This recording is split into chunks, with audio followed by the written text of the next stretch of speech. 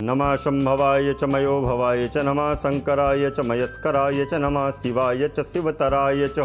प्यारे मित्रों, आज हम आपको बताएं कि हम बहुत रुपया लगा करके, बहुत पैसा लगा करके अपने मकान को बनाते हैं, परंतु जब हम अपने मकान का निर्माण कराते हैं तो किसी भी तरह से सोचा कि हमने यहाँ पे चलो इस चीज़ को बनाना है, यहाँ पे ऐसा करना है, यहाँ पे ऐसा करना, और हमने मकान बना करके तैयार कर दिया।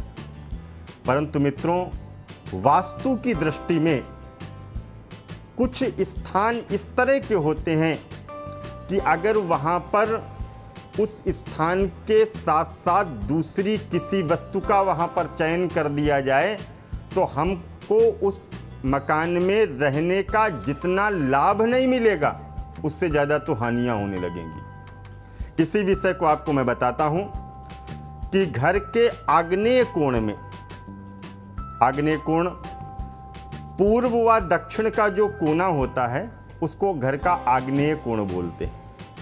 आग्नेय कोण में अगर आपने गलती से वहाँ पर पानी की व्यवस्था करा दी तो अब आप क्या करेंगे? मकान टूट नहीं सकता है, परंतु एक छोटे से उपाय को कर लीजिएगा तो पानी का दोष वहाँ से समाप्त हो जाएगा। जो आपने आग्नेय कोण में पानी की व्यवस्था को करवा दिया है तो वहाँ पर उसको तोड़ना संभव नहीं है, परंतु एक छोटे से उपाय के द्वारा उसके स्थान की जो गलत ऊर्जाएं वहाँ से निकल रही हैं उनको अच्छी ऊर्जा में परिवर्तित कर सकते हैं हम। करना क्या है आपको?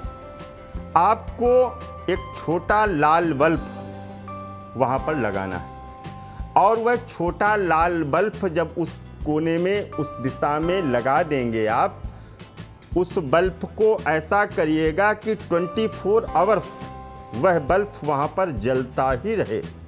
बंद नहीं करना है उसको, 24 घंटे वह बल्ब वहाँ पर जलता रहे।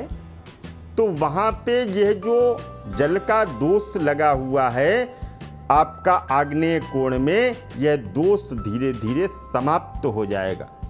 और संध्या काल के समय आपको क्या करना है? एक तांबे का छोटा सा दीपक लेना है। तांबे का दीपक न मिले तो आप तांबे की कटोरी ले लीजिएगा।